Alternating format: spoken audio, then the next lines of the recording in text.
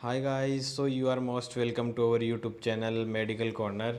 सो आज आप सभी लोगों ने थंबनेल में देख ही लिया होगा कि आज अभी जो हम अपने जो नर्सिंग का आपका जो एग्ज़ाम होने वाला है, पैरामेडिकल का आप लोगों का जो एग्ज़ाम होने वाला है, उसका एक सैम्पल पेपर करेंगे आज की इस वीडियो में। और वो सैम्पल पेपर एकदम डिट्टो आपके एकदम एग्ज़ाम के पैटर्न पे डिज़ाइन किया गया है, जो कि एकदम सेम वैसे ही क्वेश्चंस आपके एग्ज़ाम में पूछे जाएंगे, सेम उसी पैटर्न पे पूछे जाएंगे। बस उनमें थोड़ी सी डिजिट चेंज होगी और वो जो मोड होगा आपका वो ऑनलाइन होगा। अभी जो मैंने थोड़ा ऑफलाइन टाइप से वो डिज़ाइन किए हैं, बट सेम वैसा सा ही होगा। कंप्यूटर पे आपको सिर्फ उनको टिक करके आने हैं, उनको फिल करके आने हैं, वो वहाँ पे आपको पता चल जाएगा। लेकिन उससे पहले आपको प्रैक्टिस होनी चाहिए, आपको सारे क्वेश्चन आने चाहिए। तो उसके लिए मैंने आपके लिए एक पूरा पेपर डिज़ाइन किया है। तो इस वीडियो को अगर आप एंड तक देखते हैं तो मैं बहुत सारे आपके कॉन्सेप्ट क्लियर होंगे, आपकी प्रैक्टिस होगी, बहुत अच्छी प्रैक्टिस होने वाली है। बायो, केमिस्ट्री, फिजिक्स और आपके जो जीके का 10 क्वेश्चंस आने वाले हैं वो किस तरीके के आएंगे। बहुत सारे लोगों के इतने सारे मैसेज आए हैं, बहुत सारे कि सर जीके का बताइए, जीके का।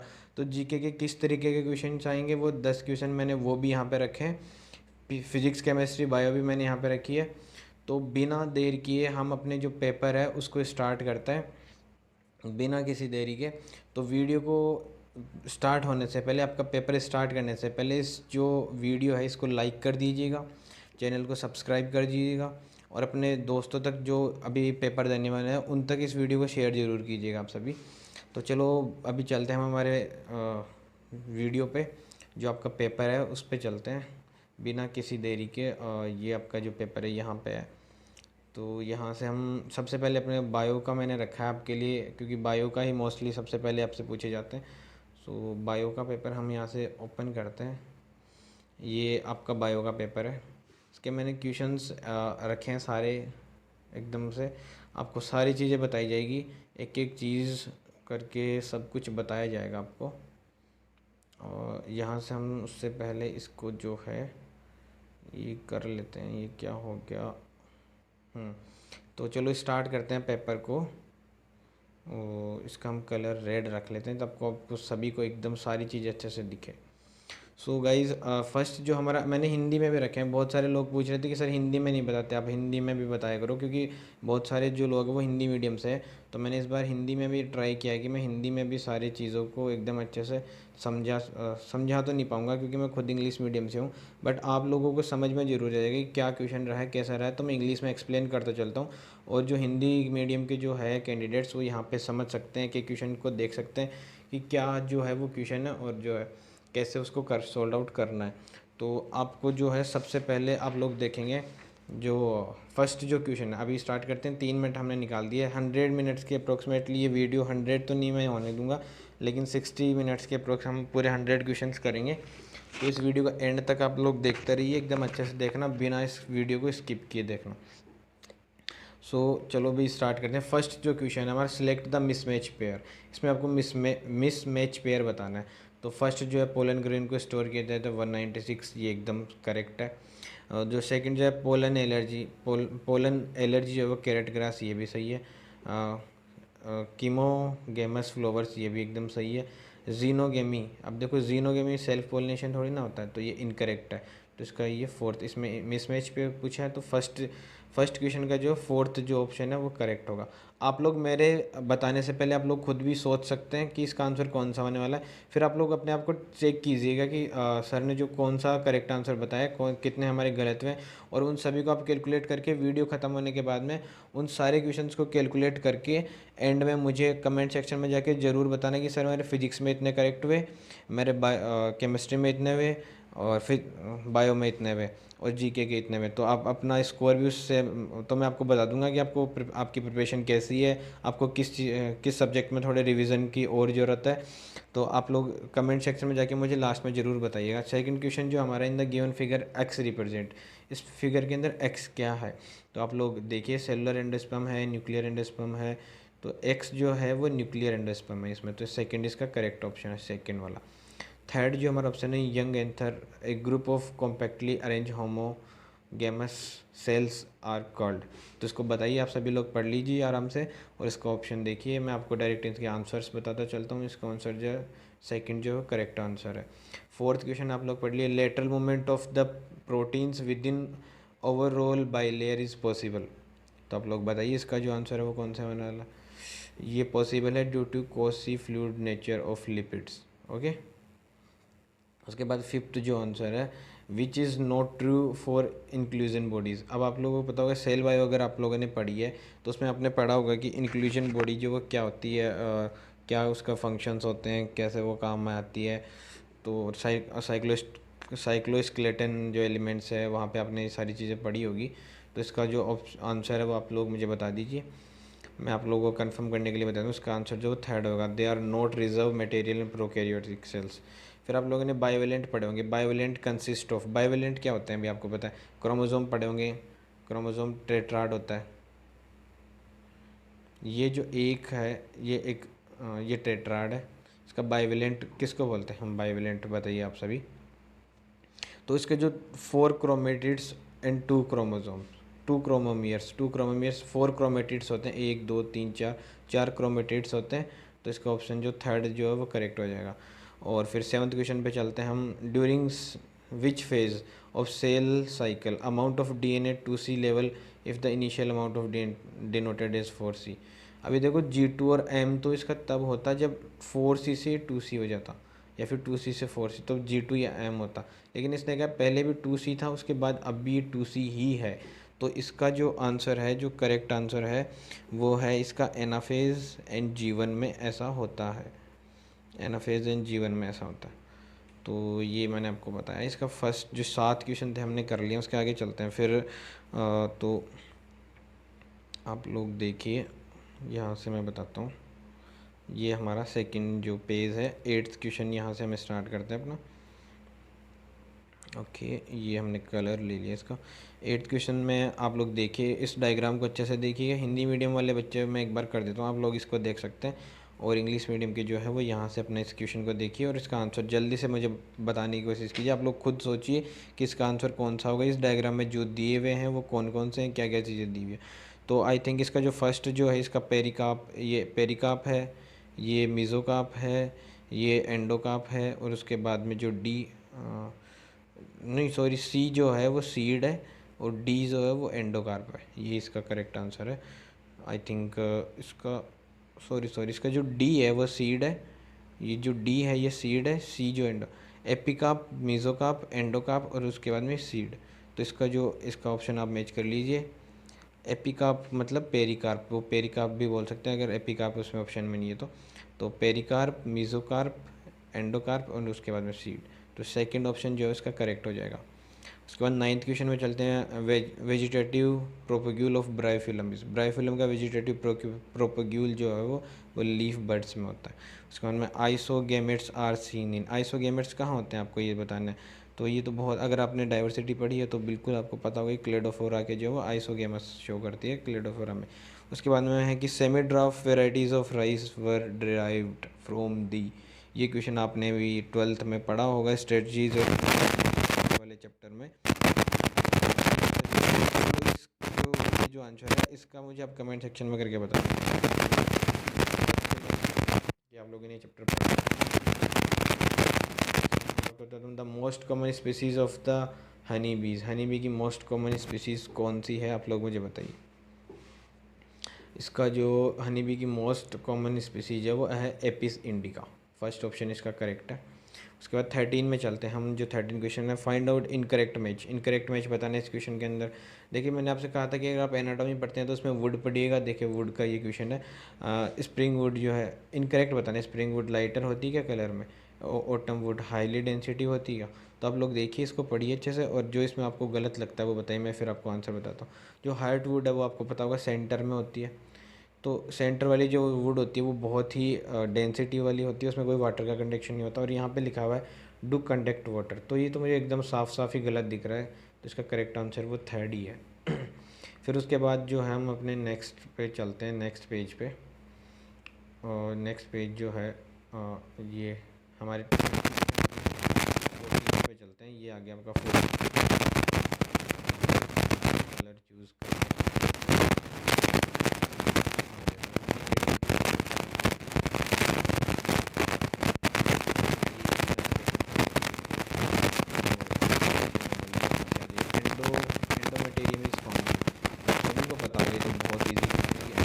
कहाँ प्रेजेंट होती है? यूट्रस ऑफ मैमल्स जो है वहाँ पे जो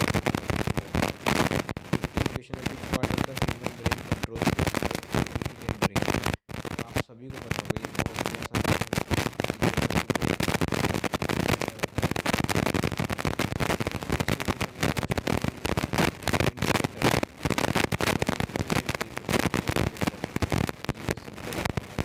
बहुत ही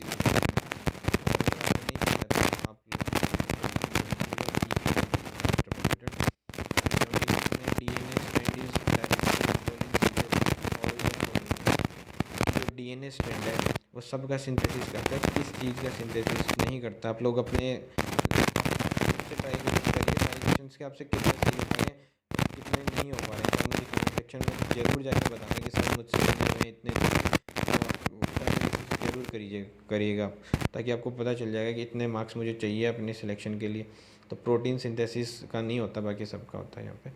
18 जो क्वेश्चन है, which of the following enzyme is used in case of fungus to causes release of DNA along with other macromolecules. इसका आंसर आप मुझे बताइए। ये तो शायद अगर आप इसको पढ़ेंगे ना अच्छे से तो आराम से बता सकते हैं। अलोंग विद द मैक्रोमोल, फंगस जो है वो काइटेनियस से करता है, वैसे ही तो आप लोग यहाँ से एकदम आसानी से बता सकते हैं इसका। 19 जो क्वेश्चन है, which of the following is closest relative of man. Man का सबसे क्लोजेस्ट रिलेटिव, अगर आप लोगों ने इवोल्यूशन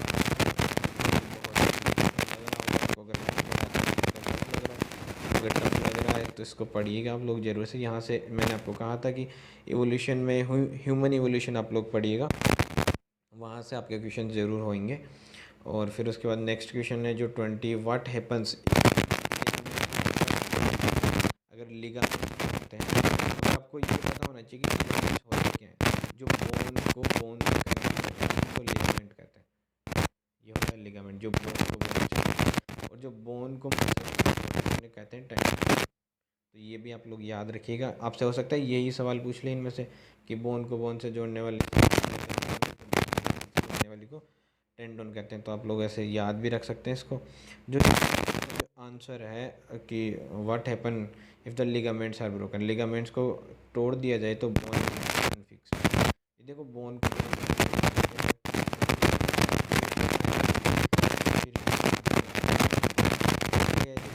कंटेंट्स, अभी बायोगैस आपने वो पढ़ा है डाइवर्सिटी वाला,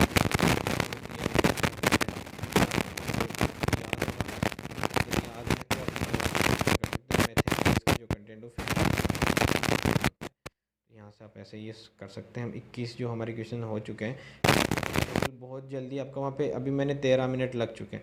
अगर आपको ये सारे क्वेश्चन, मैं तो एक्चुअली आपको समझा भी रहा हूँ, वरना 5 मिनट के अंदर आप यहाँ तक ये सारे क्वेश्चन कर सकते थे अगर आपका पेपर चल रहा होता तो।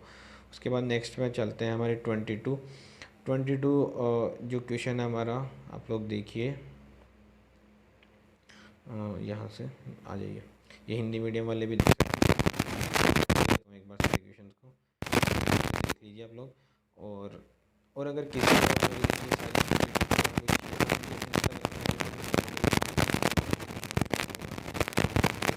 PDF भी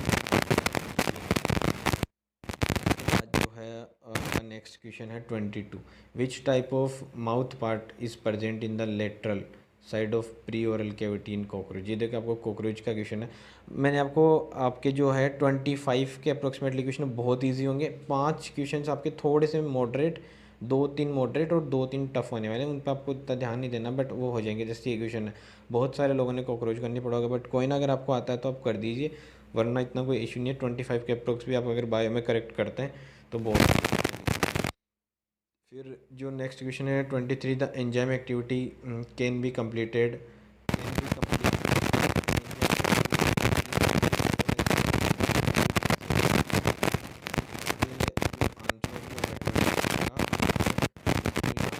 पढ़िए। तो removing by product as fast is formed, ये तो इससे नहीं किया जा सकती। डुप्लीकेशन से उस पर नहीं होगा, डिक्रीजिंग नहीं, कंसंट्रेशन पे उस पर कोई इफेक्ट नहीं होने वाला है।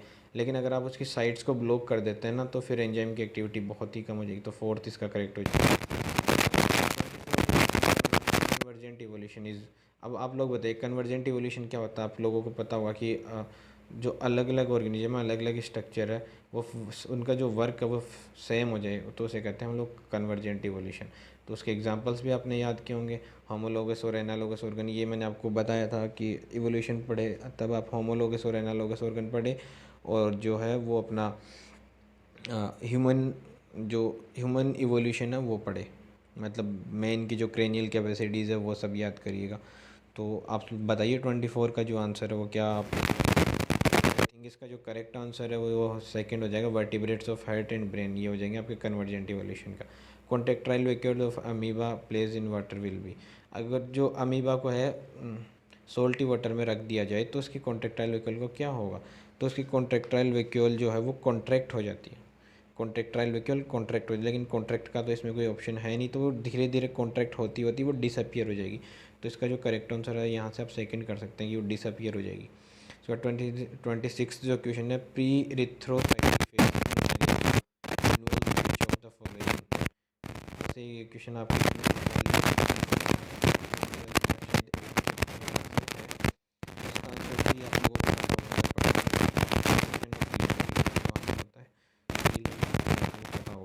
Pituitary gland is divided into, बताइए आप लोग पिट्यूटरी ग्लैंड जो है उसके कितने पार्ट्स होते हैं। तो पिट्यूटरी ग्लैंड एंटीरियर और पोस्टीरियर दो में डिवाइडेड है, 2 पार्ट्स होंगे उसके, ये इसका करेक्ट आंसर है। फिर pneumotaxic centre which can be moderated function of the respiratory rhythm centre is presented. अभी ये देखिए रेस्पिरेशन से है क्वेश्चन, ह्यूमन जो फिजियोलॉजी वहाँ से भी थोड़े बहुत आते हैं। इस क्वेश्चन को तो मुझे लग रहा है आप लोग कर पाएंगे।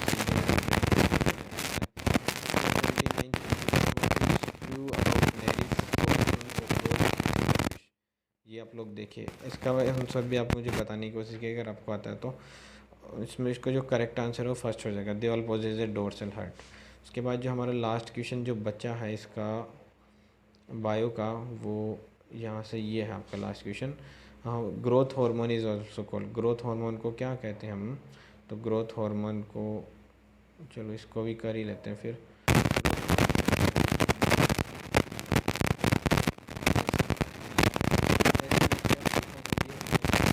बताना कि स्टेज की फुल फॉर्म क्या होती है। तो देखिए बायो के जो क्वेश्चन 17 मिनट्स मैंने आपके लिए सोल्व करवाने में, जिससे मैंने आपको सारा डिटेल में बताया है, और उसके बाद में आपको हर चीज़ बताई है, मतलब कैसे क्या करना आप लोगों को। और उससे पहले 2-3 मिनट हमारे वीडियो के स्टार्ट करने में वहाँ भी लग गए होंगे। तो आप लोग देख सकते हैं कि बायो का जो पेपर है वो आप है ना 7 से 8 10 मिनट मैक्सिमम आपको 10 मिनट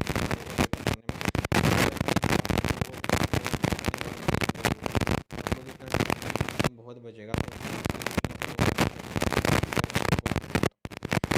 नेक्स्ट केमिस्ट्री पे आप लोगों को केमिस्ट्री का सोल्व करवा देते हैं। ये केमिस्ट्री पे आ गए हम। केमिस्ट्री का जो है वो यहाँ से स्टार्ट आपका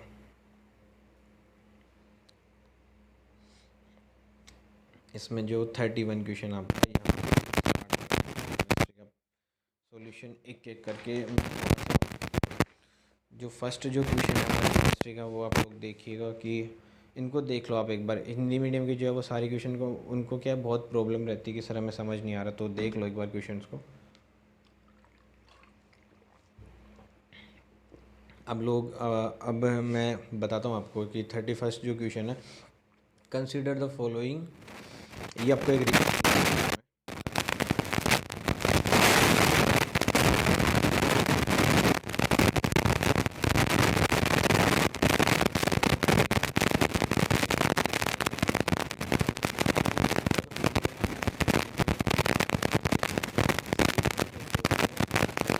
रिएक्शन कहते हैं, Kolbe Schmitt reaction. Kolbe Schmitt reaction, इस रिएक्शन में हमारे एसिड बनता है। अगर आपको याद भी नहीं, अगर आपको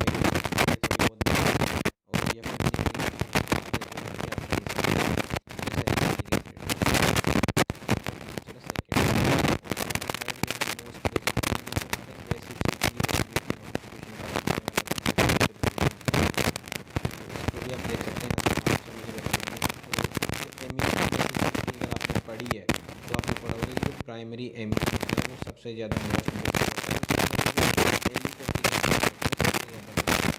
अदरवाइज जो जो एरोमेटिक एसिड्स है वही सबसे ज़्यादा बेसिक या फिर एसिडिटी में पार्टिसिपेट करता है, लेकिन जब एमीन्स की बात आती है ना तो एलिफेटिक होता है। तो यहाँ पे समय एरोमेटिक दिख रहे होंगे आपको, लेकिन यहाँ जो है एलिफेटिक एमीन अगर आप लोग देख पा रहे हैं तो इसका करेक्ट आंसर फोर्थ हो जाएगा। उसके बाद जो हम नेक्स्ट क्वेश्चन पे चलते हैं, which of the following ether undergoes SN1 mechanism by with HI की रिएक्शन करवाते हैं तो SN1 मैकेनिज्म से किसके साथ होगी SN1 मैकेनिज्म, ये ऐसे कहना चाह रहा है।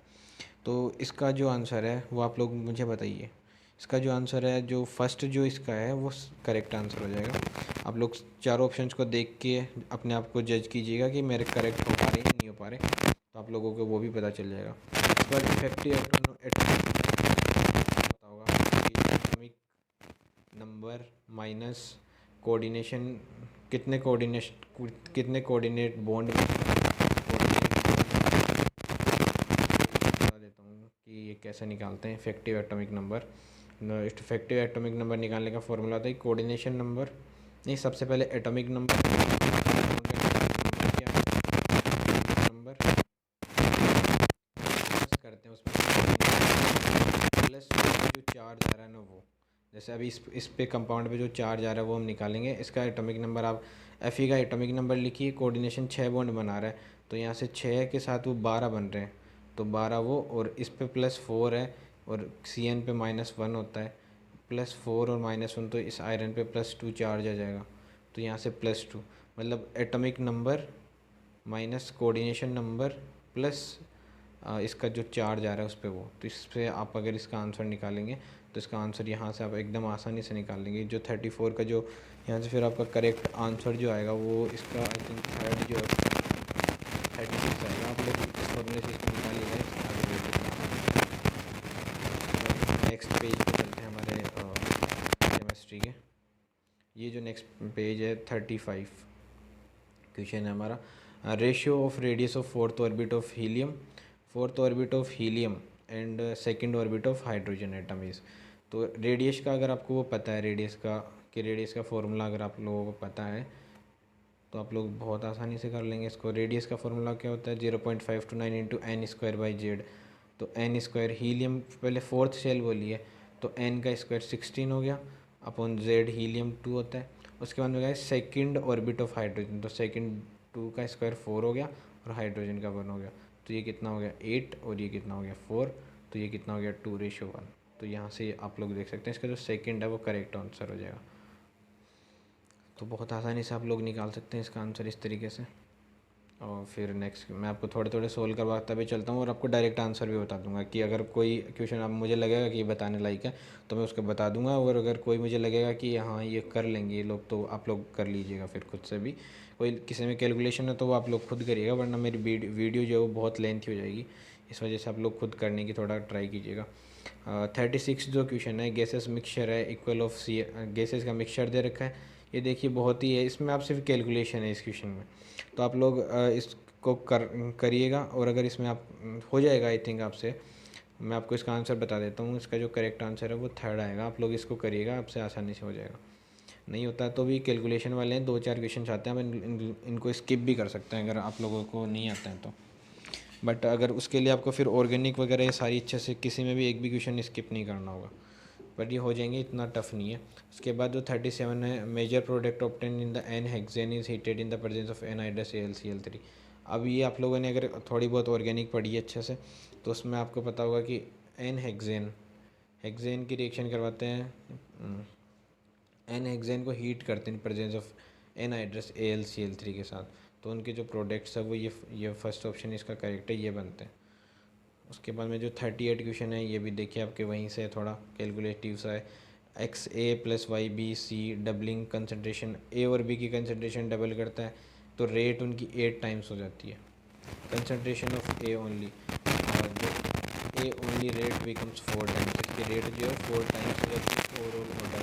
अगर आपको रिएक्शन के ऑर्डर निकालना होते हैं तो ये क्वेश्चन आपसे बहुत आसानी से हो जाएगा। इस क्वेश्चन का आप करके ट्राई कीजिएगा आपसे कितनी देर में कैसे क्या होता है। इसका जो करेक्ट आंसर जो है वो है इसका फोर्थ आंसर इसका करेक्ट है, इसका जो थर्ड ऑर्डर रिएक्शन हो जाएगी। आप लोग इसको करिएगा, ये हो जाएगा आप लोगों से। अगर फिर भी ये नहीं होता है तो मैं आपको बता दूंगा फिर। और फिर उसके बाद 39 जो क्वेश्चन है, इसका जो करेक्ट मीन मैक्सिमम ईएमएफ, ये देखिए आपका जो इलेक्ट्रोकेमिस्ट्री है वहाँ से ये क्वेश्चन है। इस क्वेश्चन को भी करने की कोशिश कीजिएगा, ये हो जाएगा। इसमें आपको बताना है सिर्फ कि मैक्सिमम ईएमएफ किसके हैं। तो आप लोग यहाँ से कंसंट्रेशन दी हुई है सभी के, इन पे चार्ज दिया हुआ है, तो इसका जो करेक्ट आंसर है वो फर्स्ट हो जाएगा। फिर उसके बाद में in coal gasification process the product obtained are, तो इसमें जो है फोर्थ इसका जो करेक्ट आंसर CO+H2, ये आप लोगों ने पढ़ा होगा। कोल में CO+H2 ये प्रोडक्ट्स ऑब्टेन, यहाँ से आप क्वेश्चन देख सकते हैं। हिंदी मीडियम के स्टूडेंट्स भी जो है वो क्वेश्चंस को देख सकते हैं। और फिर आगे चलते हैं हम हमारे क्वेश्चंस पे इसी तरीके से। तो आपको को मैं बताता हूँ नेक्स्ट जो क्वेश्चन है। हाँ, 41 जो, ये बहुत अच्छे क्वेश्चन है। ये ऐसे क्वेश्चंस बहुत रिपीट होते हैं, वो वाले भी, इससे जो पीछे वाले क्वेश्चन थे वो थोड़े कम रिपीट होते हैं, बट ये थोड़े ज़्यादा रिपीट होते हैं। इनको अच्छे से समझने की कोशिश कीजिएगा। थोड़ा मैं आपको बता भी दूंगा कि correct order of acidic strength. अब यहाँ पे आपको एसिडिक स्ट्रेंथ अगर आपको ऑर्डर देखना है तो आप लोग चार्ज देख लीजिए, जिस पे चार्ज ज़्यादा होगा उसकी जो एसिडिक स्ट्रेंथ है वो थोड़ी ज़्यादा हो जाएगी। तो सबसे पहले यहाँ पे आप देखेंगे कि आई, इनमें सब में चार्ज सेम दिख रहा है। उसके बाद आप साइज़ देख लीजिए, जिसकी साइज़ छोटी होगी उसकी एसिडिक स्ट्रेंथ ज़्यादा हो जाएगी। तो इसका जो करेक्ट आंसर है वो से तो ये होना चाहिए था कि फ्लोरीन, क्लोरीन, ब्रोमीन आना चाहिए था आयोडीन से, लेकिन इसमें क्या आयोडीन जो है वो आगे आ रहा है। इसका जो रीज़न जो है वो, इसके 2-3 रीजन्स है वैसे तो, बट इसका मेन रीज़न है वो जो ब्रोमीन जो है वो उसमें थोड़ा उसकी साइज़, ब्रोमीन और आयोडीन की साइज़ में ज़्यादा डिफरेंस नहीं एक्चुअली। आयोडीन की सेल्स जो है वो ज़्यादा है, लेकिन इसके एसिडिक स्ट्रेंथ में जो आप जाएंगे ये एक्सेप्शनली है थोड़ा। इसमें जो हेलोजन वाली फैमिली है उसमें 2-3 एक्सेप्शन है, तो उस एक्सेप्शन से है ये क्वेश्चन। तो इसका जो करेक्ट आंसर है वो आपको फोर्थ है। मैं आपको ये तो बता देता हूँ आंसर। तो उसके बाद में जो हमारा नेक्स्ट जो क्वेश्चन है, oxidation number of CR in CrO5 में इसका ऑक्सीडेशन नंबर बताना है। तो CrO5 एक्चुअली आपको अगर पता है तो ये होता है बटरफ्लाई स्ट्रक्चर होती है CrO5 की। अगर आप लोगों ने कभी देखी है तो आई थिंक ऐसी सी होती है कुछ। हाँ, और यहाँ से कुछ एक्चुअली मुझे स्ट्रक्चर याद नहीं आ रही, बट +5 होती है उसकी, -2 -2 -2 -2 4 तो ये हो गए, और यहाँ से एक ऑक्सीजन और होता है। तो इसकी वैसे हमें ऐसा लगता है +10 है इसकी, लेकिन इसकी जो है वो जैसे 5 और ऑक्सीजन पे 2 चार्ज होता है, तो हमें देखने में ये जो है वो कितनी लगती है, 10 लगती है, लेकिन इसकी 10 होती नहीं है। इसकी जो है वो +6 होती है। 6 कैसे होती है, 8 होगी, यहाँ से आपको 8 दिख रही होगी, -2 लेकिन ये एक ऑक्सीजन यहाँ ऐड होता है, ये बटरफ्लाई स्ट्रक्चर में होती है ऐसे, तो इसकी वजह से इस पर +2 आ जाता है। तो -8 और +2, तो ये इन सब की वजह से यहाँ आ जाता है +8, और इस एक ऑक्सीजन की वजह से आ जाता है -2। तो ये टोटल चार्ज जो है ना ये हो जाता है +6।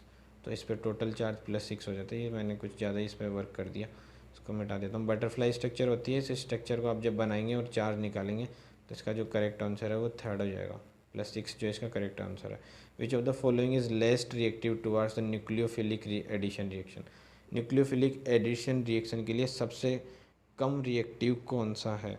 तो इस क्वेश्चन का आंसर भी ये भी आपको बताते हैं। देखो, सबसे पहले अगर इलेक्ट्रॉन डेंसिटी किसी पे ज़्यादा होगी ना, तो आई थिंक उसका लीस्ट रिएक्टिव कुछ है न्यूक्लियोफिलिक एडिशन। न्यूक्लियोफाइल कहाँ सबसे कम ऐड होगा, तो न्यूक्लियोफाइल उस जगह पे सबसे कम ऐड होगा जहाँ पे न्यूक्लियोफिलिसिटी ज़्यादा होगी। अगर किसी जगह पे न्यूक्लियोफिलिसिटी कम है, मतलब पॉजिटिव चार्ज ज़्यादा है, तो वहाँ पे तो न्यूक्लियोफाइल आएगा और वो ऐड हो जाएगा अगर कहीं पॉजिटिव चार्ज के पास। तो अगर कहीं पे नेगेटिव चार्ज है तो वहाँ नेगेटिव चार्ज आना कम पसंद करेगा, तो इसलिए जो है न्यूक्लियोफाइल कम आना पसंद करेगा वहाँ। तो न्यूक्लियोफाइल कहाँ कम आना पसंद करेगा, उस जगह पे कम आना पसंद करेगा जिस जगह पे पहले से ही नेगेटिव चार्ज ज़्यादा है। तो ये देखो इलेक्ट्रॉन विड्रॉइंग ग्रुप लगे हुए हैं, ये डोनेटिंग लगा हुआ है, ये यहाँ पे भी, ये यहाँ पे कोई ग्रुप नहीं लगा हुआ है, यहाँ पे डोनेटिंग लगा हुआ है। ठीक है, यहाँ पे डोनेटिंग है, लेकिन ये वाला जो ग्रुप है उसके पास नेगेटिव चार्ज ज़्यादा है, इसके पास थोड़ा सा कम है, और यहाँ पे तो डोनेटिंग, ये तो हो नहीं सकता, ये भी, ये दोनों हो सकते हैं, लेकिन इसके पास पहले से नेगेटिव ज़्यादा है, तो इसके पास और भी कम हो जाएगा इसके कंपेरिजन में भी। तो इसका जो करेक्ट आंसर है वो फर्स्ट हो जाएगा। तो यहाँ से आप लोग एकदम आसानी से कर सकते हैं ये क्वेश्चंस भी। उसके बाद नेक्स्ट पे चलते हैं हम 40, हमारे कितने क्वेश्चन हो चुके थे? 44 पे चलते हैं। 43 हमने कर लिया। 44 जो question, which of the following is ambidentated. अब आप लोगों को पता है एम्बाइडेंटेड लिगेंड क्या होता है, जो एक बार में एक से ज़्यादा कोऑर्डिनेट बॉन्ड बना सकते हैं, एक एटम से ज़्यादा, तो उसको एम्बाइडेंटेड लिगेंड कहते हैं। तो इसका जो करेक्ट आंसर है आप सभी को पता ही होगा अगर आपने कोऑर्डिनेशन केमिस्ट्री पढ़ी है। तो जो CN है वो कार्बन के साथ भी और नाइट्रोजन, लेकिन एक टाइम पे वो एक ही साइड से अपना जो बॉन्ड बना सकता है, इसलिए इसलिए ऐसे जो लिगेंड्स होते हैं उन्हें कहते हैं एम्बाइडेंटेड लिगेंड। मतलब उनके पास डोनेटिंग जो साइड्स है वो तो दो, एक या एक से ज़्यादा होती है, सॉरी दो या दो से ज़्यादा होती है, लेकिन वो एक टाइम पे सिर्फ एक को ही यूज़ कर, जैसे इसका एग्जांपल जैसे फ़िश है, वो अगर वो उसमें समुद्र उसमें भी रह सकती है, लेकिन वो अगर वो या तो वाटर में ही है, वाटर में तो वो ज़िंदा बाहर आएगी, तो वो मतलब इसके पास साइड्स तो दो है, लेकिन एक टाइम पे वो एक ही साइड को यूज़ कर सकती है अपनी को। ऐसे जो लिगेंड्स होते हैं उनको एम्बाइडेंटेड लिगेंड कहते हैं। तो साइनाइड उसका एग्जांपल है। नेक्स्ट क्वेश्चन है, select the reagent which is use to distinguish chemically ethene and ethylene. Ethene और इथाइलिन को डिस्टिंग्विश करने के लिए हम किसे यूज़ में लेते हैं? तो इसका जो करेक्ट आंसर है अमोनिकल AgNO3, ये इसका करेक्ट आंसर है। नेक्स्ट क्वेश्चन पे चलते हैं, which of the following species is pyramidal in shape. देखिए आपका शेप का क्वेश्चन आ गया, तो इसके लिए सबसे पहले आप अपना हाइब्रिडाइजेशन निकालिए। हाइब्रिडाइजेशन निकालने के बाद उनके लोन पेयर हटाइए और उनके शेप बनाइए, तो आपको जो पिरामिडल जिसकी आएगी और वो आपको पता करनी है। तो ये बहुत जल्दी जल्दी से आप पता कर सकते हैं। देखिए अभी NF3 है, इसके पास 5 बॉन्ड होते हैं, नाइट्रोजन के पास 3, तो ये और एक लोन पेयर 4 हो गए। 4 यानी इसकी शेप जो कैसी है पिरामिडल, इसका हाइब्रिडाइजेशन क्या है sp3, species pyramidal in shape, इसका sp3 हाइब्रिडाइजेशन है। इसका इसका sp3, इनमें से मतलब मैं आपको बताऊं तो sp3 इसी का आ रहा है, तो इसमें आपको लोन पेयर भी हटाने की ज़रूरत नहीं है, तो sp3 इसी का आ रहा है, तो इसी की होनी है। और उसके बाद 47 जो है minimum ionic radius among the following species. इनमें से सबसे कम जो मिनी आयोनिक रेडियस है वो कौन से की है, तो ये आपको बताना है। इसका करेक्ट आंसर है GD+3 है, इसका ये आंसर हो जाएगा। फिर उसके बाद नेक्स्ट क्वेश्चन है IUPAC name of this compound is. तो ये जो कंपाउंड है इसमें मेन फंक्शनल ग्रुप तो आपको कोई भी नहीं दिख रहा होगा, लेकिन नाइट्रोबेंजीन जो है यहाँ पे हम इसको लेंगे मेन फंक्शनल ग्रुप, सबसे बड़ा यही है। उसके बाद जो हम ये जो साइड ग्रुप्स है यहाँ से करेंगे, जो इसकी नंबरिंग स्टार्ट करनी है। सबसे इसमें जो इंपॉर्टेंट है वो नंबरिंग का ही खेल है इस क्वेश्चन के अंदर, ये आपको कन्फ्यूज़ कर देगा। वैसे थोड़ा आसान सा है, लेकिन इसमें आपको गलत हो सकता है क्वेश्चन। देखिए यहाँ से अगर मैं नंबरिंग करता हूँ तो 1, फिर 2, फिर 3, 4, 5, तो NO2 5 पे आ रहा है। लेकिन अगर मैं यहाँ से नंबरिंग करता हूँ 1, फिर ये 2, फिर ये 3 और ये 4, तो NO2 4 पे आ रहा है, तो हम इस वाली नंबरिंग को प्रेफरेंस देंगे जिस पे CH3 1 पे आ रहा है। अगर इसको प्रेफरेंस देंगे तो 2 पे क्लोरो, 2 पे क्लोरो और 4 पे क्या आ जाएगा nitro, 2 chloro 4 nitro 1 methyl benzene. तो शायद इसका ये जो आंसर है ये करेक्ट, इसका 2 क्लोरो, सॉरी उसके नहीं, आपने ये गलत कर दिया, नंबरिंग सही करिए। 2 क्लोरो 1 पे मिथाइल, 2 पे क्लोरो 1 पे मिथाइल और 4 पे फिर नाइट्रोबेंजीन, 1 मिथाइल बेंजीन ये नहीं आएगा। और 2 पे क्लोरो 1 पे मिथाइल 4 नाइट्रोबेंजीन, इसका जो करेक्ट है वो ये हो जाएगा, सेकंड ऑप्शन इसका करेक्ट ऑप्शन हो जाएगा। उसके बाद नेक्स्ट पे चलते हैं, phenol on reaction with chromic acid produce. Phenol की रिएक्शन करवाते हैं क्रोमिक एसिड के साथ तो क्या बनाता है, ये अगर आपको याद है तो आप कर सकते हैं, फिर आप बना के भी देख सकते हैं। फिनोल की रिएक्शन है अगर इसके साथ करें तो बेंजोक्विनोन बनाता है। उसके बाद नेक्स्ट क्वेश्चन पे चलते हैं, which of the following pair of metals is जो purified by zone refining. Zone refining से किसको प्योरीफाई किया जाता है, तो ये आपका मेटलर्जी का क्वेश्चन है। मेटलर्जी से भी क्वेश्चन आते हैं, मैंने आपको पहले ही बताया था। गैलियम, निकल और सैनिक ये सब आपको पता होंगे, तो इसका फर्स्ट जो है वो करेक्ट ऑप्शन हो जाएगा। पॉजिटिव चार्ज सोल इज़, तो आप लोगों को ये बताना है कि पॉजिटिव चार्ज सोल कौन सा है। अगर आपने सोल वगैरह ये सब पढ़े हैं तो आपको कोई भी दिक्कत नहीं होगी ये सब बताने में। तो टाइटेनियम ऑक्साइड के जो सोल्स होते हैं वो पॉजिटिव सोल्स होते हैं। फिर नेक्स्ट पे चलते हैं हम ऐसे ही। ओ सॉरी सॉरी, ये मैंने इसको सेव कर दिया। ओ एक बार फिर से हम अपना कर लेते हैं इसे ओपन। हमने जो है यहाँ तक कर लिए थे, पॉजिटिव चार्ज सोल तक पहुँच गए थे हम। अच्छा ये तो बायो का ही खोल लिया मैंने, ये हमारा केमिस्ट्री का है। जो हमने पेपर को यहाँ तक सोल्व आउट कर लिया था, है ना।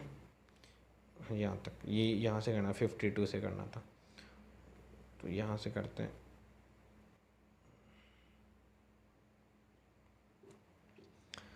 आप लोग देखिए कितने इजी इजी क्वेश्चंस है, इतना कोई टफ नहीं है। आप अगर थोड़ी सी आपने प्रैक्टिस करी है तो सारे क्वेश्चंस आपसे बन जाएंगे। तो इसी तरीके से आप प्रैक्टिस करते रहिए। और भी अगर आप लोग चाहेंगे तो आपके लिए ज़रूर से हम लेके आएंगे प्रैक्टिस सेट। पहले इसको अब एक बार ख़त्म करते हैं। देखिए यहाँ से 52 पे हम आ गए थे। इस क्वेश्चन को आप लोग पढ़िएगा अच्छे से। कंसंट्रेशन दी हुई है, इनिशियल सेकंड हाफ लाइफ बताइए। इस क्वेश्चन को आप पढ़िएगा। ये वहाँ रेट अगर आपने पढ़ी है केमिकल काइनेटिक्स तो उससे हो जाएगा।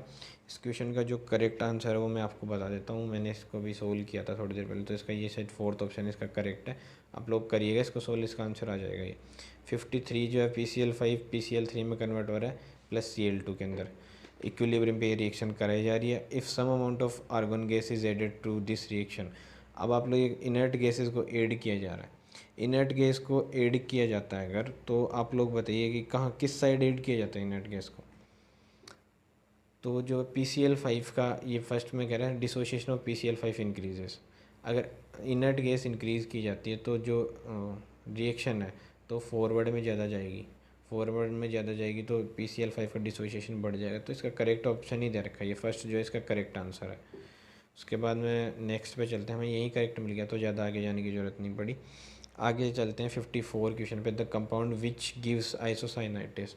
ऐसा कौन सा कंपाउंड है जो आइसोसाइनाइड टेस्ट देता है। अब आप लोग बताइए, ये बहुत आसान क्वेश्चन है। अगर वहाँ से आपको अगर आपने ये याद कर रखा है तो जो प्राइमरी एमीन्स होते हैं वो देते हैं आइसोसाइनाइड टेस्ट। ये देखिए प्राइमरी एमीन नहीं है, NH2 जहाँ होगा वही प्राइमरी एमीन है। प्राइमरी एमीन आपका आइसोसाइनाइड टेस्ट देता है। इसका जो सेकंड है जो करेक्ट आंसर हो जाएगा। उसके बाद 55 जो क्वेश्चन है, amphoteric oxide among the following is. Amphoteric oxide कौन सा है। तो आप लोग बताइए, ये भी अगर ऑक्साइड्स आपने पढ़े हैं तो वहाँ से बता देंगे आप लोग। जो फर्स्ट जो है इसका करेक्ट ऑप्शन है यही है। Molar solubility of Ag। ये देखिए सोलिबिलिटी का क्वेश्चन है, KSP दे रखा है। और उसके बाद में KL सॉल्यूशन इसका के, ये भी आसान क्वेश्चन है। आप इससे भी अगर सोल्व करेंगे तो आराम से। यहाँ मैं इस पर थोड़ा कर नहीं पाऊँगा, लेकिन मैं आपको इसका जो करेक्ट आंसर है वो आपको बता देता हूँ। इसका जो करेक्ट आंसर है वो फर्स्ट है। आप लोग इसको थोड़ा ट्राई कीजिएगा, ये हो जाएगा आपसे। फिर उसके बाद नेक्स्ट जो क्वेश्चन है, if AgCl is doped with 10⁻⁻6 mole of CdCl2 concentration of cation vacancies will be. ये देखिए आपका भी ये वैकेंसी का क्वेश्चन है, इसको भी आप सोल्व करेंगे तो हो जाएगा। इसका भी जो करेक्ट आंसर है वो मैं आपको बता देता हूँ। फर्स्ट जो है वो इसका करेक्ट आंसर है। ये थोड़े न्यूमेरिकल टाइप के क्वेश्चन थे, मतलब न्यूमेरिकल तो नहीं, मतलब थोड़ी सी कैलकुलेशन करनी है इनके अंदर, ज़्यादा इतना नहीं है। नॉर्मल सी कैलकुलेशन अगर आप लोग करेंगे तो हो जाएगी आपसे। नेक्स्ट पे चलते हैं फिर हम। 58 जो क्वेश्चन है हमारा 58, vapour phase refining is used refining for. Vapour phase अभी ये पहले भी शायद ये क्वेश्चन आया था, लेकिन वो थोड़ा दो के साथ था। ये देखिए वापस रिपीट हो गया ये क्वेश्चन। लेकिन अगर आपको है ये याद तो आप कहीं भी नहीं अटकेंगे, चाहे ये क्वेश्चन 2 बार आए चाहे 4 बार आए, आप एकदम आसानी निकिल आसान सबके लेके जाते हैं। तो निकिल जो इसका करेक्ट फोर्थ जो ऑप्शन जो इसका करेक्ट आंसर हो जाएगा। उसके बाद इस क्वेश्चन का जो आंसर जो है वो हो जाएगा आपका फोर्थ आंसर जो करेक्ट हो जाएगा, निकिल जो है दिया हुआ इसमें। उसके बाद हम जो अपने नेक्स्ट क्वेश्चन की तरफ बढ़ते हैं। नेक्स्ट क्वेश्चन जो हमारा है वो दिया हुआ है कि ethene on reaction with Baeyer reagent, कि इथीन की रिएक्शन हम अगर बेयर रीजेंट के साथ कराएंगे तो क्या जो है हमारा प्रोडक्ट आएगा, क्या जो है इसका जो आंसर होने वाला है। तो इथीन की रिएक्शन कराते हैं तो ग्लाइकोल बनता है, इथाइलिन ग्लाइकोल। तो ग्लाइकोल इसमें यहाँ पे फर्स्ट ऑप्शन ही दिया हुआ है, इथेन 1,2 डायोल। तो ये यहाँ से आप कर सकते हैं एकदम आसानी से। उसके बाद जो नेक्स्ट क्वेश्चन है ये एक एक्स्ट्रा में आ गया यहाँ पे, मतलब इसका कोई शायद ये इस नंबरिंग में आ नहीं पाया। तो इस क्वेश्चन का जो आंसर है वो आप लोग निकालेंगे यहाँ से, और मुझे कमेंट सेक्शन में जाके इसका जो आंसर है ज़रूर आप लोग बताएंगे कि सर इसका आंसर हमने ये निकाला है और ये इसका आंसर है। तो कमेंट सेक्शन में जाके मुझे इसका आंसर बताएंगे आप कि सर केमिस्ट्री का जो क्वेश्चन था उसका आंसर ये है। उसके बाद नेक्स्ट क्वेश्चन जो हमारा लास्ट क्वेश्चन है 60, उस पर चलते हैं। Which of the following species can not undergo disproportionation reaction, कि डिसप्रपोर्शनेशन रिएक्शन किसकी नहीं हो सकती। तो उसका जो करेक्ट पर क्लोरेटाइन जो फोर्थ ऑप्शन है ये करेक्ट हो जाएगा। तो इस तरीके से जो हमारी ये है ये भी पूरी हो गई है केमिस्ट्री भी। अब हम बिना अपना टाइम वेस्ट किए चलते हैं आगे फिजिक्स पे। फिजिक्स का जो पेपर है वो आपका देखिए यहाँ से स्टार्ट है, ये यहाँ से क्वेश्चन नंबर 61 जो है आपका फिजिक्स का है, और इसको हम एकदम स्टार्ट करते हैं। देखो बिना टाइम वेस्ट किए ही ये यहाँ पे आप लोग आ जाइए। जो फर्स्ट जो क्वेश्चन है, p n junction diode is made up of material which has energy gap. एक पी एन जंक्शन डायोड है, उसका एनर्जी गैप दे रखा आपको। Maximum wavelength of radiation that can be absorb by the material near equal to. अब इसने wavelength पूछी है मटेरियल की, तो आप लोग बताइए मुझे कि वेवलेंथ का आप लोगों ने एक फॉर्मूला पढ़ा होगा, lambda equals to 1240 upon energy delta E, ये आपने पढ़ा है। डेल्टा ई यहाँ पे आपको 3 दिया हुआ है, बस इसको यहाँ पे वैल्यूज़ पुट करनी है, इसको यहाँ से आप सोल्व करना है। तो इसका आंसर 4 1 कुछ 4, यहाँ पे ऑप्शन ए ही दिख रहा होगा 4 से आपको, थर्ड जो इसका करेक्ट आंसर हो जाएगा। तो बस इस तरीके से आप बिना टाइम वेस्ट किए ये भी निकाल सकते हैं। उसके बाद जो नेक्स्ट क्वेश्चन है 62 जो क्वेश्चन है हमारा, 62 क्वेश्चन जो आप पढ़ते हैं, अगर इसे ratio of intensities of two wave slits S1 and S2 4:1 जो है इनका वो दिया हुआ है, रेशियो दिया हुआ है कि 4:1 जो है इसका रेशियो है। तो मैक्सिमम एंड मिनिमम इंटेंसिटी निकालना। अब आप लोगों को पता होगा कि मैक्सिमम इंटेंसिटी और मिनिमम इंटेंसिटी किस तरीके से निकालते हैं। मैक्सिमम इंटेंसिटी का फॉर्मूला था √I1 + I2 इसका होल स्क्वायर अपॉन में √I1 माइनस, बस यहाँ पे माइनस आ जाएगा, बाकी सेम आ जाएगा। तो √I1 माइनस √I2 इसका भी होल स्क्वायर, इस पूरे का होल स्क्वायर, ये आपको यहाँ पे रखना है। बस ये वैल्यूज़ आप यहाँ पे पुट करेंगे तो इसका आंसर जो 9:1 ये आपका आ जाएगा। उसके बाद 63 जो क्वेश्चन है उसमें आप लोगों को दिया हुआ है कि angle of minimum deviation by an equilateral prism. ये आपका प्रिज्म का क्वेश्चन है, ये आप यहाँ से कर सकते हैं। ये भी इतना टफ क्वेश्चन नहीं है, बहुत ईजी है। मुझे नहीं लगता इस क्वेश्चन को बताने की भी आप लोगों को नीड होगी, इसको आप एकदम आसानी से कर लीजिएगा। इसका आंसर मुझे कमेंट सेक्शन में आप लोग खुद बताइएगा। देखिए आपने क्या क्या, प्रिज्म का नीट में भी होता है बहुत इंपॉर्टेंट रोल, मतलब हर साल एक क्वेश्चन आता है वहाँ पे भी, और जो आपके यहाँ पे भी आने के इसके चांसेस है। तो इस टॉपिक को भी आप अच्छे से पढ़िएगा। नेक्स्ट जो क्वेश्चन है, एयर बबल जिसका म्यू दिया 1.5 appears 3 centimetre deep view from one side and 4 centimetre from one side, the real thickness of glass slab is. अब देखिए एक जो है एक स्लेब है, वो उसमें कोई यहाँ पे पॉइंट है, वो एक साइड से जो है वो x दिख रहा है, तो दूसरी साइड से वो t-x दिख रहा है। इसकी थिकनेस जो है वो t है इस पूरे की। तो आप लोग मुझे बताइए, एक साइड से वो 3 सेंटीमीटर दिख रहा है और दूसरी साइड से वो 4 दिख रहा है, तो दो इक्वेशन बना लेंगे हम सबसे पहले तो, और फिर एक एक उनको इक्वल करके उनका निकाल लेंगे। जो पहला 3 दिख रहा है वो x/μ, और जो 4 सेंटीमीटर दिख रहा है वो t-x/μ। बस इनको वैल्यूज़ को पुट करना है, और फिर 4μ इक्वस टू t-3μ हो जाएगा। फिर t=2 हो जाएगा, t=7μ, t=7μ यहाँ से हो जाएगा t=7μ। और म्यू की जो वैल्यू है वो यहाँ पे आपको कितनी है 1.5 यानी 3/2 7 3 जा ये आप हो जाएगा 21/2। तो इसका आंसर निकालेंगे तो आप 10.5 हो जाएगा।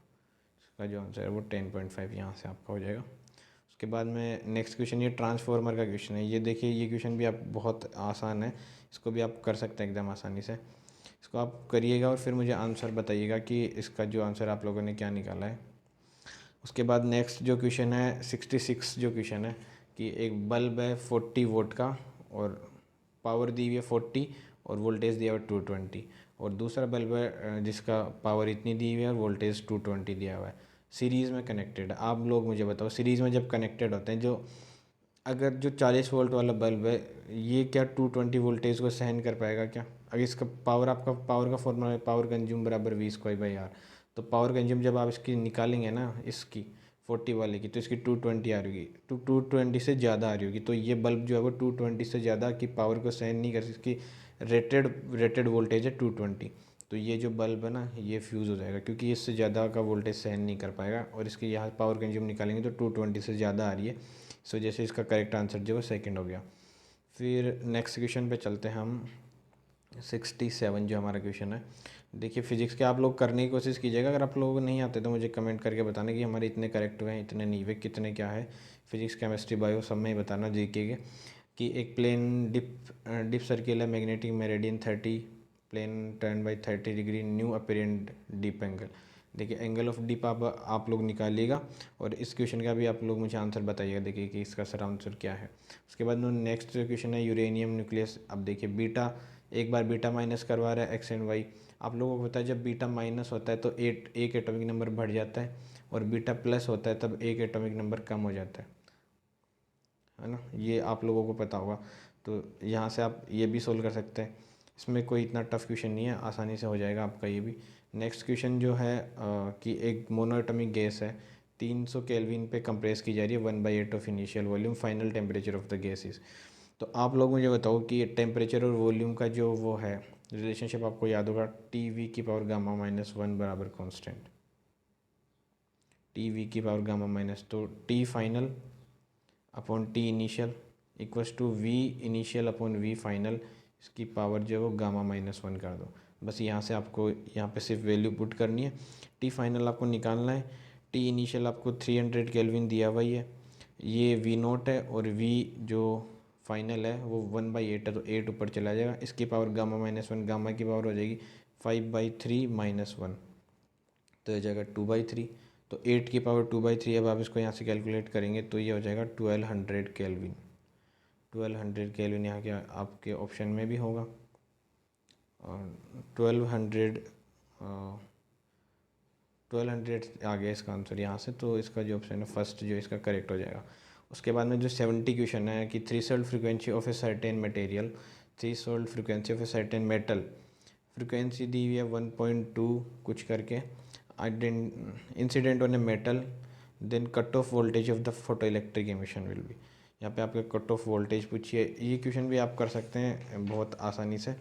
आप लोग मुझे बताओ कि H new minus H new note, new यहाँ पे फ्रिक्वेंसी है, H new minus H into new note, ये फिर initial frequency minus final frequency, बस यही फॉर्मूला लगाना है कि वी ई नोट का, तो यहाँ पे इसके बाद में ई नोट से डिवाइड कर देंगे क्योंकि एक पर इलेक्ट्रॉन है ना यहाँ पे कट ऑफ, बस ये आपको यहाँ पे वैल्यूज पुट करनी है इसके अंदर, तो ये इसका आंसर भी आप एकदम आसानी से निकाल लेंगे। ये 6.4 इंटू 10⁻31 इंटू 10⁻14 अपॉन में इलेक्ट्रॉन के चार्ज जो से मल्टीप्लाई कर देंगे 1.6 इंटू 10⁻19 से, तो इसका आंसर जो 1.28 निकल के आ जाएगा आपके सामने, 1.28 समथिंग, तो ये अप्रोक्सीमेटली 3 के समथिंग आ जाएगा इसका आंसर,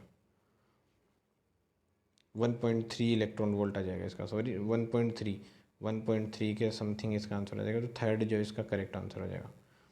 फिर नेक्स्ट क्वेश्चन जो है 71, for a particle moving on a circle of radius 2 metre, the distance covered 2 metre, चलो उसके लिए डिस्टेंस दे रखी है, देखो अब एस डिस्टेंस दे रखी है, इसका डिफ्रेंशिएशन करके क्या निकालेंगे, वेलोसिटी से क्या निकालेंगे, एक्सेलरेशन, इसका डिफ्रेंशिएशन 2t आ जाएगा, एक्सेलरेशन क्या आ जाएगा 2 आ जाएगा, एक्सेलरेशन कांस्टेंट है।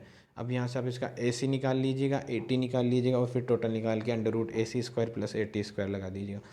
यहाँ पर आपको सबसे पहले इसका AC निकालेंगे, AC निकालने के लिए क्या फॉर्मूला होता है, V²/R, AC = V²/R, V हमने निकाल लिया यहाँ से 2t, R जो हमें दिया हुआ है, बस यहाँ पे आपको वैल्यू पुट करनी है, तो वो आपका निकल के आ जाएगा 4 का स्क्वायर अपॉन 2, ये 8 आ जाएगा। अब 8 का स्क्वायर प्लस AC आ गया, 80 हमें 80 जो है वो ऑलरेडी 4 दिया हुआ था, तो ये टोटल आ गया √68, √68 यहाँ पे आपको ऑप्शन में भी मिल जाएगा, थर्ड ऑप्शन जो इसका करेक्ट हो जाएगा यहाँ से इस तरीके से। उसके बाद जो हम अपने नेक्स्ट क्वेश्चन पे चलते हैं, नेक्स्ट क्वेश्चन जो है 72 जो क्वेश्चन है, इसको भी आप लोग समझिएगा।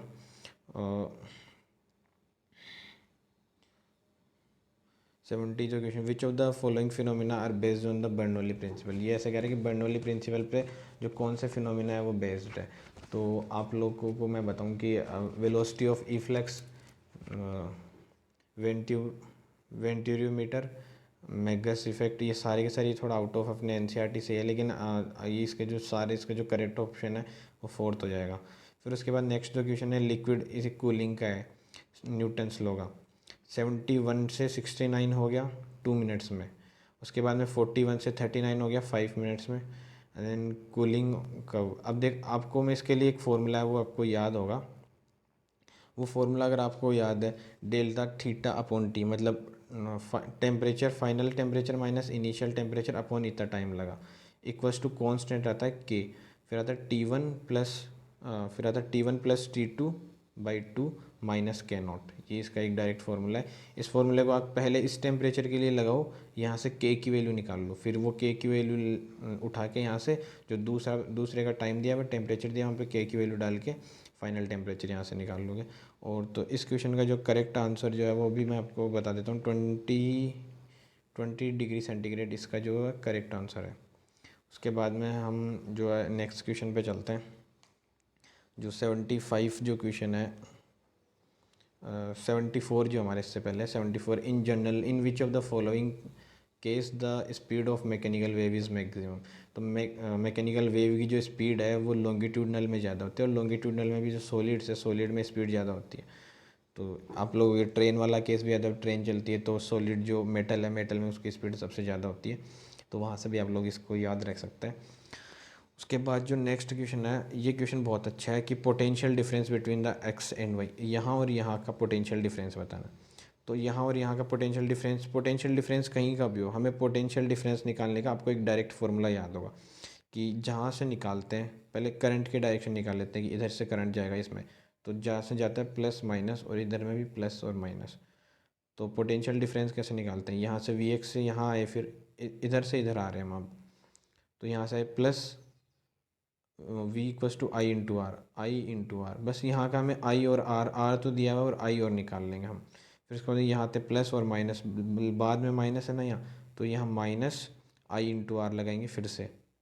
उसके बाद आगे बस यहाँ पे इसको इक्वल कर देंगे Vy के, तो बस ये यहाँ से हमारे पास निकल के आ जाएगा पूरा का पूरा। ये मैंने आपको इक्वेशन बता दी है।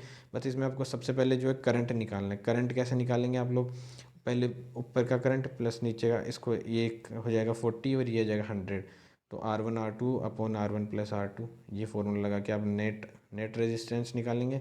आर नेट को I = V/R कर देंगे, V/R नेट। यहाँ से I आ जाएगा, करंट को फिर रेजिस्टेंस के इन्वर्स रेशियो में हम डिस्ट्रीब्यूट करेंगे, 10:4 है। तो यहाँ इसमें जो करंट आएगा वो 4/10/14 इंटू टोटल करंट, और यहाँ पे जो करंट आएगा 10/14 into total current.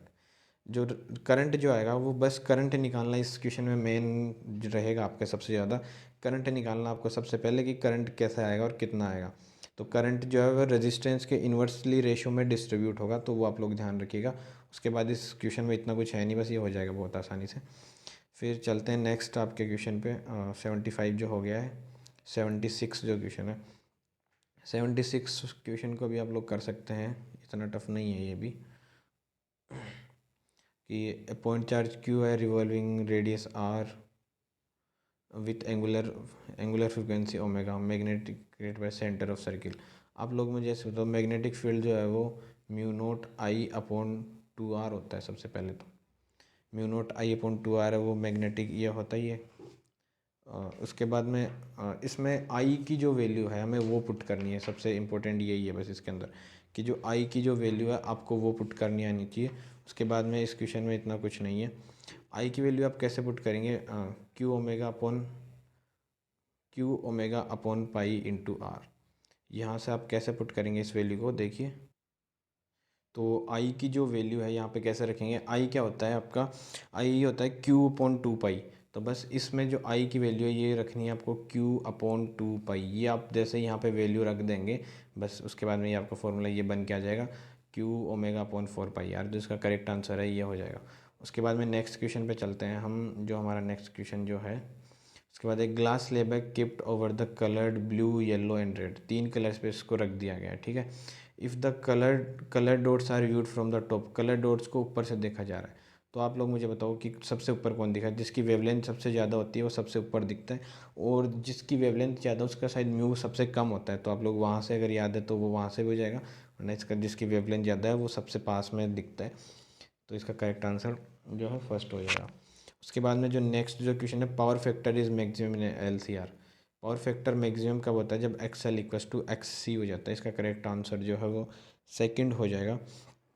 XL = XC हो जाने पे, जो आपको वैसे फॉर्मूला पता होगा, cos φ का फॉर्मूला क्या होता है पावर फैक्टर का, R/Z होता है। तो यहाँ पे जो z की जो वैल्यू है वो r के इक्वल हो गई है, z r के इक्वल हो जाता है। देयरफॉर जो z r के इक्वल हो जाता है तो x l equal to x ही, तो वहाँ पे ये मैक्सिमम इसके लिए हो जाएगा। उसके बाद में फोटो इलेक्ट्रिक इफेक्ट का ये क्वेश्चन है। ABC 3 ग्राफ दिए हुए हैं, मेटल मैक्सिमम थ्रेशोल्ड वेवलेंथ पूछिए।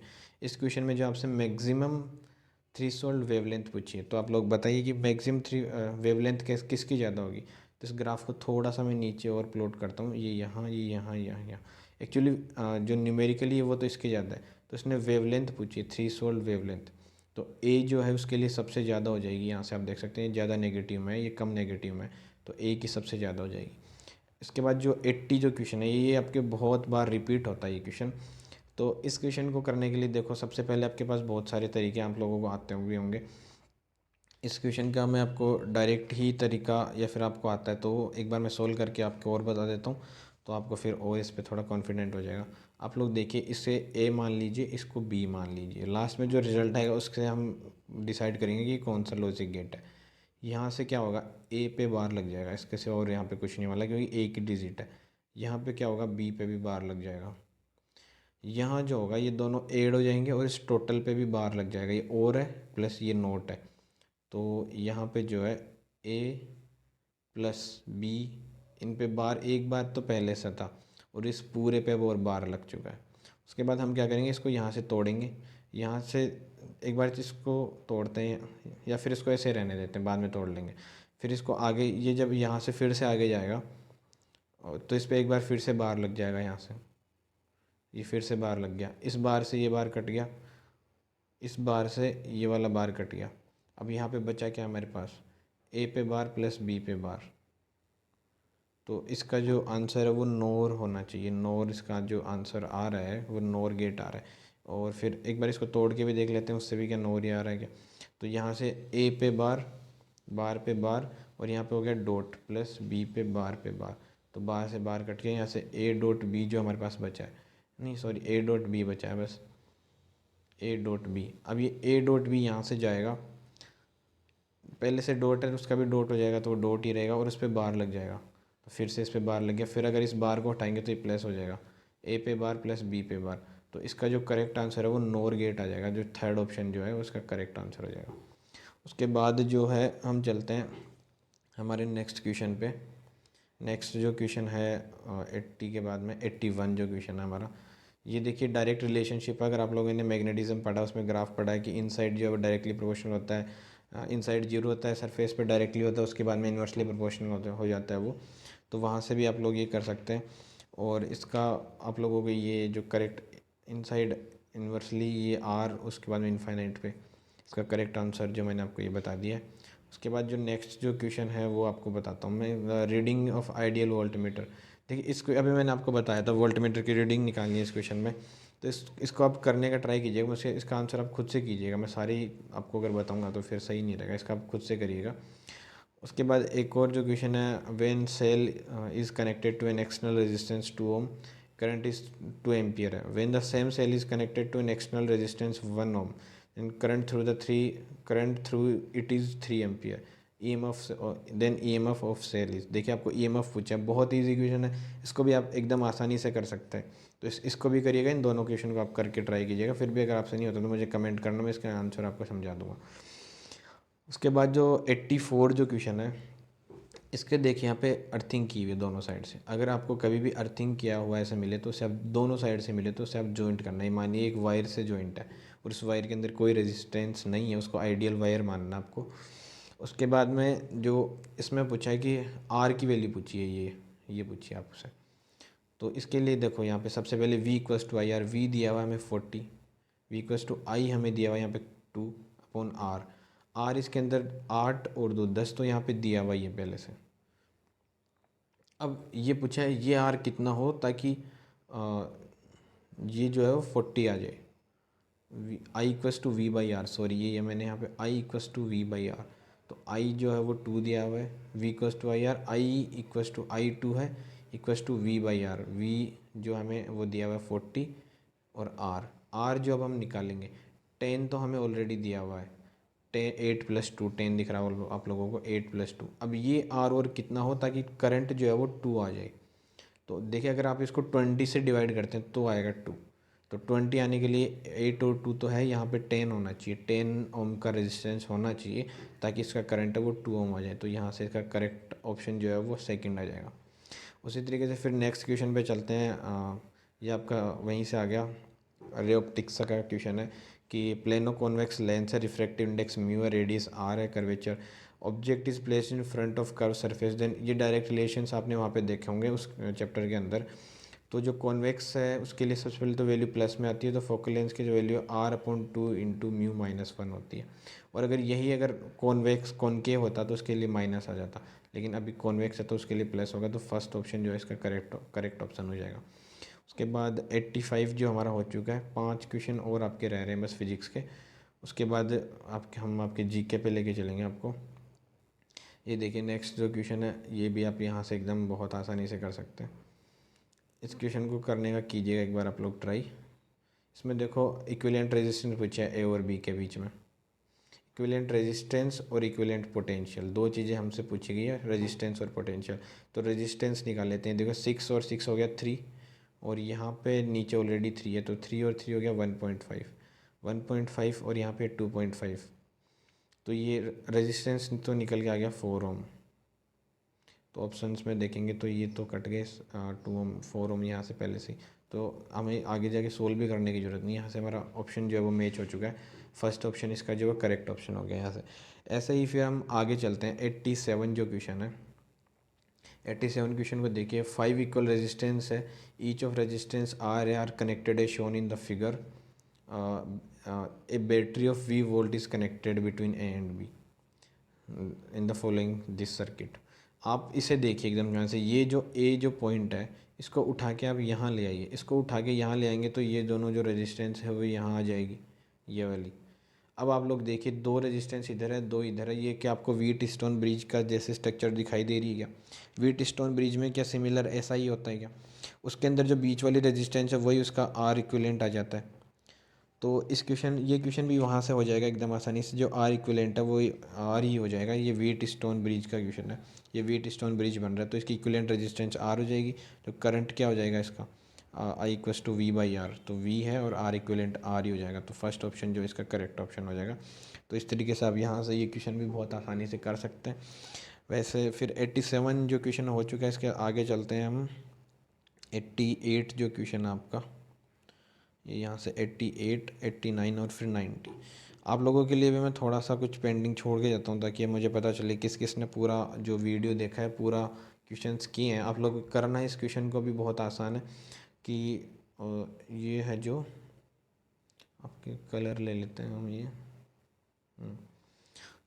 Current 2 ampere flows through a 2 ohm resistor when connected across a battery. The same battery supplies a current of 0.5 when connected across 9 ohm resistance internal resistance. Internal resistance का देखो आपको maximum resistance minus minimum upon maximum minus, तो बहुत वो आसान सा formula है। वो फॉर्मूला लगाते ही यहाँ से आपका आंसर आ जाएगा। तो इसको आप करिएगा खुद से, आपसे हो जाएगा ये। इंटरनल रेजिस्टेंस का बहुत इंपॉर्टेंट ये एप्लीकेशन है आपका उसके अंदर पोटेंशियोमीटर में, तो आप लोग इसे करिएगा। नेक्स्ट जो क्वेश्चन है मैग्नेटिज्म का है। इन दोनों क्वेश्चन का आप मुझे करके और मुझे आप लोग बताएंगे कि ये हमारा क्वेश्चन आंसर आया था। उसके बाद ये 90 लास्ट क्वेश्चन मैं आपको करवा देता हूँ। ये दोनों मुझे करके बताएंगे कि when current I is flowing in the circuit.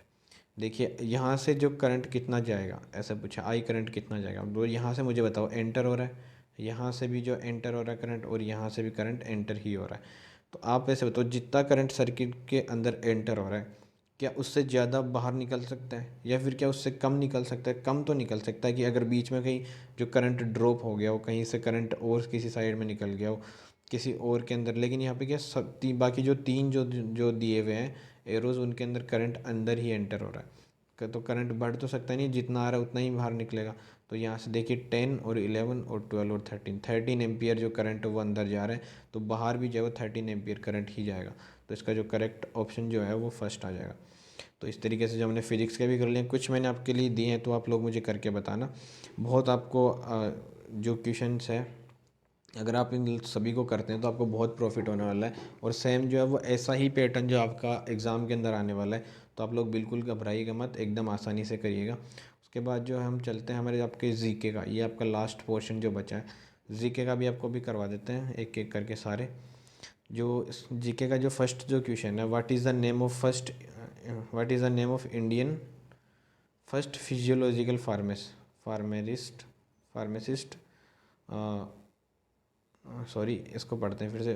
What is the name of India's first indigenous physiological parameter monitoring system for covid patient. ये देखिए बहुत इंपॉर्टेंट क्वेश्चन है। इसका जो करेक्ट जो आंसर है वो तो इसका करेक्ट आंसर सेकंड है, लेकिन इस क्वेश्चन का आंसर बताने से बाद एक चीज़ आप लोग, इस जो कोविड बीप जो है इसकी फुल फॉर्म मुझे आप लोग कमेंट सेक्शन में बताना।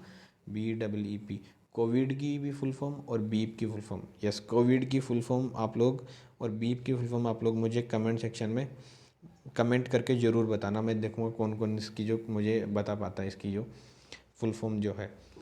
उसके बाद नेक्स्ट क्वेश्चन पे चलते हैं। नेक्स्ट जो क्वेश्चन है आपके लिए 91 के बाद 92।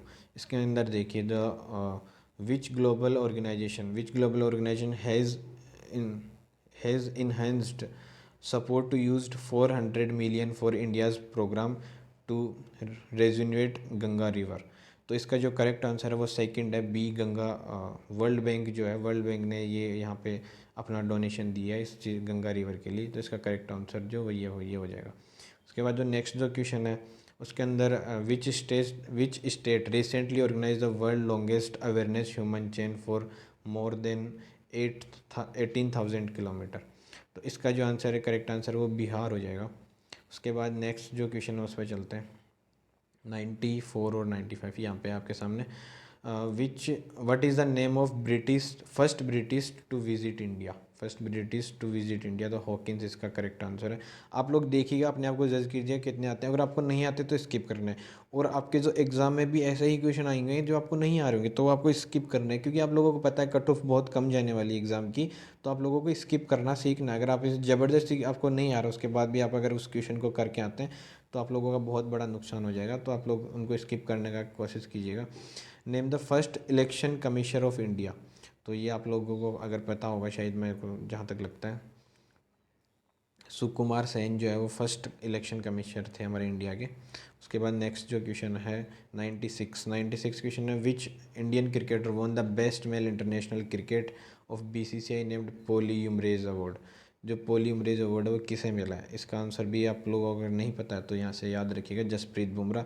और जो करंट जीके का क्वेश्चन है वो यहीं से आने वाला है, या तो अभी IPL हुए यहाँ से आ जाएंगे, या फिर करंट में अगर कोई मिनिस्टर्स के नाम वगैरह वो सब आप याद रखिएगा। थोड़ा बहुत पढ़ सकते हैं, अगर नहीं भी पढ़ के जाते हैं तो कोई दिक्कत नहीं है। अगर आप पढ़ के भी गए हैं तो हो सकता है आपसे वो गलत हो जाए, या फिर वो उनमें से कोई जो टॉपिक आपने पढ़ा है वहाँ से कोई क्वेश्चन ना आए।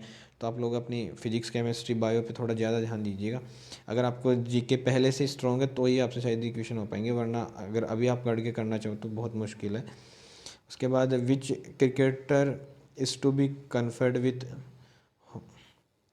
Honorary citizenship by the Pakistan government. तो कौन सा मतलब क्रिकेटर है जिसको पाकिस्तान की गवर्नमेंट ने अपनी सिटीजनशिप दी है अभी। तो इसका जो करेक्ट ऑप्शन है वो डेरेन सैमी, ये इसका करेक्ट ऑप्शन हो जाएगा।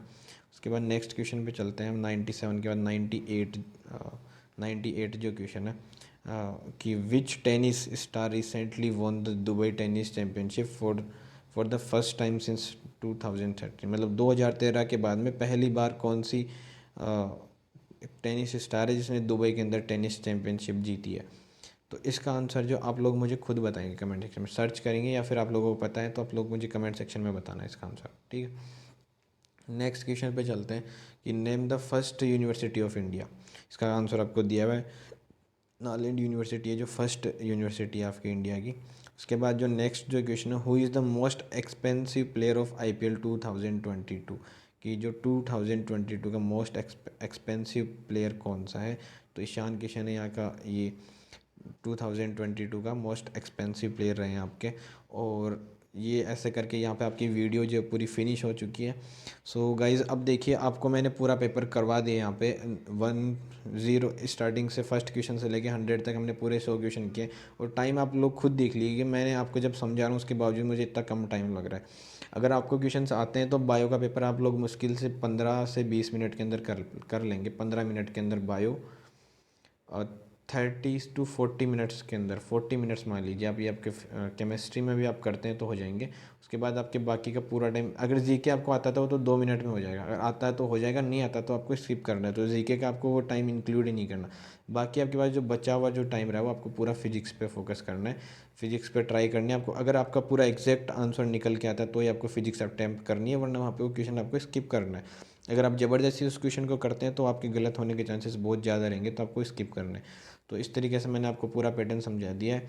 और तो अगर आपको ये वीडियो अच्छी लगी हो तो इसे बिल्कुल एकदम लाइक करिएगा, इस चैनल को सब्सक्राइब करिएगा, और अपने फ्रेंड्स जिनके भी 18 को एग्ज़ाम है तो उनको ये जो वीडियो है वो शेयर कीजिएगा। जो पैरामेडिकल के जो स्टूडेंट्स हैं उनका भी सेम ऐसा ही पैटर्न होने वाला है, बस उसके उनके जो है ये जो लास्ट के जो 10 क्वेश्चन मैंने बताए ये नहीं आएंगे, इसके सिवा बाकी पूरा का पूरा फिजिक्स, केमिस्ट्री, बायो ये सेम ऐसा ही पैटर्न पे एग्ज़ाम आने वाला है उनका भी। तो वो भी इस वीडियो को एकदम अच्छे से देखें, सारे पीछे के क्वेश्चंस को जाके देखें, आपको बहुत प्रॉफिट होगा। अगर आपने बाकी के पीछे के क्वेश्चन स्किप किए तो आप लोगों को नहीं आइडिया होगा कि पेपर कैसा रहा, फिर आप वहाँ पे पेपर देने बैठेंगे तो आपको बहुत अजीब सा लगेगा। इसलिए इस पेपर को आप लोग ज़रूर से कीजिएगा। थैंक यू सो मच हमारी पूरी वीडियो देखने के लिए। आज के लिए इतना ही बहुत है, आगे मिलते रहेंगे फिर कभी नेक्स्ट वीडियो में। सो टाटा बाय बाय।